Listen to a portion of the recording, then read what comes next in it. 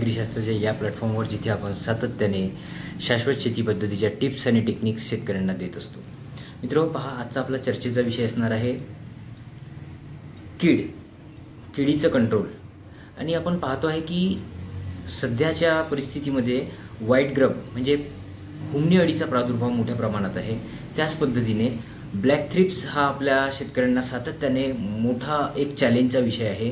तर होत काय आहे की ज्या किडींना आपण सामोरं जात आहे, ज्या हेवी कीटकनाशकांचा, हेवी टॉक्झिन्सचा आपण वापर करतो आहे, पण पाहतो आहे की त्या कंपॅरिझनमध्ये आपल्याला पाहिजे तसे रिझल्ट्स मिळत नाही आहे। तर याच्यासाठी एक खूप छान असं सोल्युशन टीम ॲग्रीशास्त्र आपल्या शेतकऱ्यांसाठी एक सजेस्ट करत आहे। तुम्हाला त्याचं एक योग्य असं समाधान तुमच्यापर्यंत आणून देत आहे।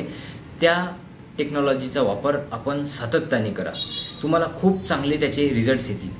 टेक्नॉलॉजी आहे EPN, एंडेमिक पॅथोजेनिक नेमॅटोड। या घटकाचा आपल्याला सातत्याने वापर करायचा आहे। या घटकाचा जर आपण वापर करतो तर आपल्याला सर्व प्रकारच्या अळ्यांना चांगल्या प्रकारे कंट्रोल करता येईल।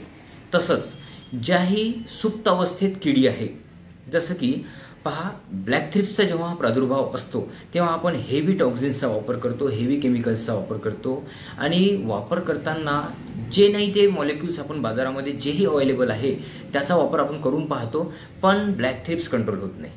मग अशा वेळी आपल्याला काय करायचं आहे तर सिम्बायोटिक बॅक्टेरियाचा वापर करून, EPN तंत्रज्ञानाचा वापर करून या किडींवर आपल्याला जैव तंत्रज्ञानाचा वापर करून कंट्रोल करायचा आहे। तर EPN हे जे तंत्रज्ञान मी तुम्हाला सांगतो आहे तर एंडेमिक पॅथोजेनिक नेमॅटोड हे म्हणजे एक मित्र सूत्रकृमी आहे। बेनिफिशियल नेमॅटोड याला म्हणतात।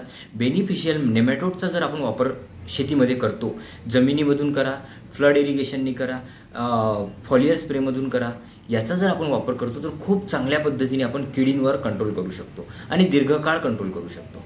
मित्रांनो, पहा, बरेच शेतकरी जे इन्स्टंट केमिकलचा वापर करून किडींवर कंट्रोल करतात, त्यांना कंट्रोल मिळतो जरूर, मात्र जर आपल्याला सस्टेनेबल सोल्युशन त्याला पाहिजे आहे, शाश्वत समाधान म्हणजे वर्षभराचं समाधान जर पाहिजे आहे, तर तुम्ही कुठेतरी बेनिफिशियल मायक्रोब्सचा वापर करा। जसं मी तुम्हाला सांगतो आहे की मेटारायझिम ॲनिसोप्ली या घटकाचा वापर करून आपण व्हाईट ग्रबला कंट्रोल करतो।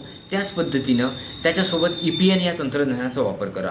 एंडेमिक पॅथोजेनिक नेमॅटोड जो घटक आहे, जो मित्र सूत्रकृमी आहे, बेनिफिशियल नेमॅटोड ज्याला म्हणतो, त्या घटकाचा वापर केल्याने आपल्याला दीर्घकाळ समाधान मिळेल।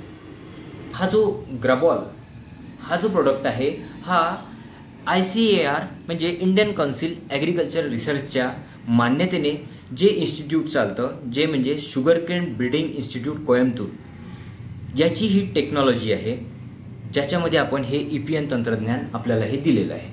या प्रोडक्टचा आपण वापर करून चांगल्या पद्धतीने व्हाईट ग्रबचं कंट्रोल करू शकतो की किडीला आपण सातत्यानं केमिकल पेस्टिसाईडनं कंट्रोल करण्याचा प्रयत्न करतो, मात्र आपण नेहमी चुकतो की त्या किडीची एक सायकल म्हणजे लाईफ सायकलमधली एक स्टेज जी जमिनीमधून जाते, म्हणजे सूक्ष्म अवस्थेमध्ये जेव्हा कीड सुप्त अवस्थेत जमिनीमध्ये जाते त्या टाईममध्ये EPN तिथे योग्य काम करू शकते। EPN तंत्रज्ञान हे म्हणजे एक बेनिफिशियल नेमॅटोड आहे, जे नेमॅटोड किडीच्या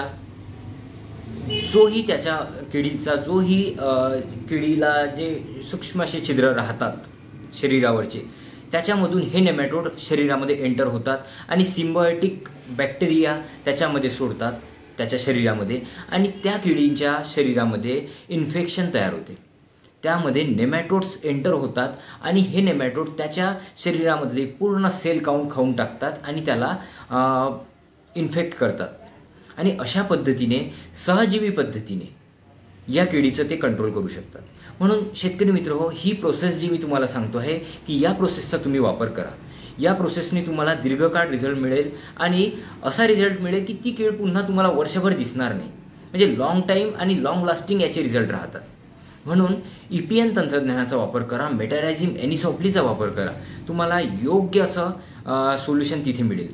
आपण कुठल्या किडींवर कंट्रोल करू शकतो तर पहा, मुख्य म्हणजे व्हाईट ग्रब, हुमणी अळी, तसंच सर्व प्रकारच्या अळ्या, ज्याच्यामध्ये आपण वांग्यावर येणारी शेंडे अळी, टोमॅटोवर येणारी अळी, लीफ मायनरसारखी अळी किंवा तूर पिकामध्ये जे पोखरणारी अळी येते त्या अळीसाठी सुद्धा हा प्रॉडक्ट खूप योग्य आहे.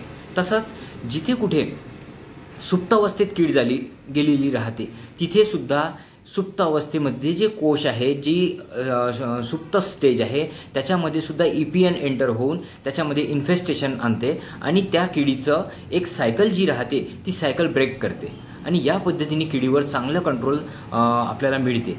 मित्र, फक्त आणि फक्त केमिकल पेस्टिसाइड्सच्या वर डिपेंडन्सी थोडीशी कमी करून जे योग्य तंत्रज्ञान आहे, टेक्नॉलॉजिकली प्रूव्हन आहे, याचा तुम्ही वापर करा. तुम्हाला नक्कीच दीर्घकाळ याचे रिझल्ट भेटतील आणि योग्य समाधान मिळेल. धन्यवाद.